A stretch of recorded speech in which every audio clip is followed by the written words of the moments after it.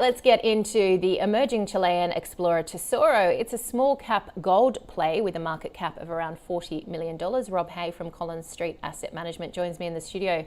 Why is Tesoro of interest? Good morning, Juliet. Tesoro is a fascinating company. They've got a single asset in Chile, as you say, which covers a good 570 square kilometres.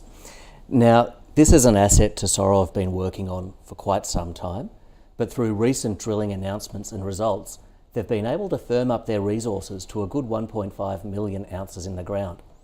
Now, to be fair, Juliet, about 800,000 of those are at indicated level and 600,000 of those are a little bit lower down in inferred. But this is an unconstrained district scale opportunity where there's really a lot of exploration upside to be achieved, which we believe over the next few years. What about the fact that it's in Chile and South America? Is there any risk profile associated with that? Absolutely, and there's always risk in everything that you go into, particularly when you're looking at these small cap gold stocks.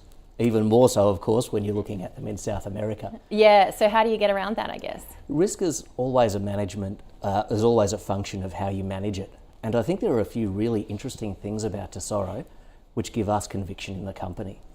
The first one being the board and senior management team have an absolutely outstanding combination of managing the here and now, in that the managing director has been a geologist for 20 odd years, focusing on South America and certainly supported in an executive director capacity as well. But you also have other senior managers who are country heads for Chile. So they've got on the ground local experience, they've been there, they've done that, they've built relationships and have really good stakeholder engagement, which is important when you're looking to build out your drilling, your permitting and getting the various licenses you need. When we look at the share price, bounce a little bit, which often happens with small caps. I mean, very volatile. So what do you see as kind of a major catalyst for a potential re-rating here? There's a few ways this one could go, Juliet, and it will be interesting to watch. On one hand, we could see the company go down the path of producing, and that would be a few years down the track. Naturally would require a combination of debt and equity finance in order to do that.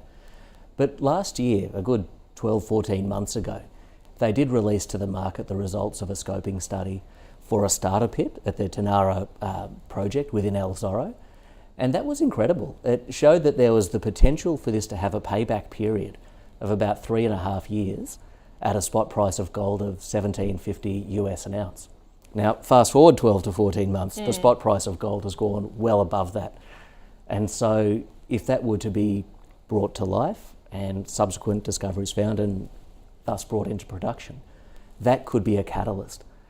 But I think more near term, Juliet, what we're likely to see are more announcements around drilling results.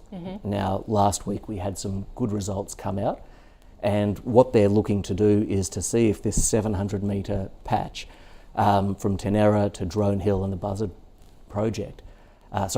deposit, are likely to line up, which would make it quite economical for them to go and explore and then potentially commercialise that. Yeah. What does the record high or near record high gold price mean for companies like Tesoro? It certainly gives a lot more attention to them from the investor community. If you turn your mind back to 2020, 2021, the price of gold was very different and a lot of the gold companies were very much on the nose. Yeah. And so it starts becoming interesting. And it also gives you a lot more confidence as an investor that the assumptions that have been used in earlier studies, which stacked up on their own 2 feet, become a lot more relevant today. I'd add to that, and perhaps Juliet, this addresses part of your question before as well, is that where you start having that higher price with gold, and you've got these companies with known resources in the ground in pretty good jurisdictions. Chile has got a very stable macro environment, very cheap labour sources and so on. But it starts making M&A activity seem a lot more interesting. Now, the chair of the board of Tesoro is the non-executive chair. He comes from an M&A background. Other members on the board have an M&A background. And we have a South African company, Goldfields, which is US tens of billions of dollars in market cap as a 19% shareholder.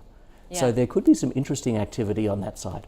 Well, I was going to ask you that. What's the likelihood of a small company like this being swallowed up by a big one? And the fact that you mentioned Goldfields, but you've got Newmont as well. I mean, that's kind of just creating these big gold conglomerates. Absolutely, and now is the time where it's interesting to see the behaviour of those conglomerates because they know their industry well and they can see these undervalued opportunities. And it would feel like a logical thing to have happen, particularly given the number of other majors that are also operating in Chile. It wouldn't be beyond the pale to see something like that happen. And as more resources are firmed up, the resource size goes from 1.5 million ounces up and up and up. It starts becoming significant and of more relevance to those larger players. Because if you only had, say, 500,000 ounces in the ground, it wouldn't shift the dial for these larger companies.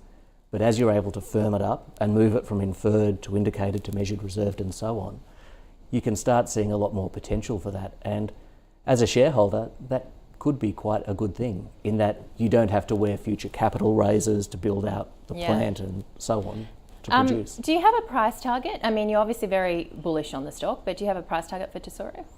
It's difficult to put a precise figure on these sorts of companies because the pathways of going into production versus going into an M&A type scenario are very different. And certainly if you were to go down the production profile, there's inevitably going to be capital raises which could dilute as well. Yeah. But you do see a lot of companies trading on a resource to enterprise value basis on several multiples of where we are now. And it wasn't that long ago in the distant past, Juliet, that Tesoro was a company in the 20-30 cent range. Yeah. Very difficult and very hard for long-term shareholders, I can appreciate, but we weren't there for what it did do, we're there for what it will do moving forward, and we're really excited about what the next few years will hold.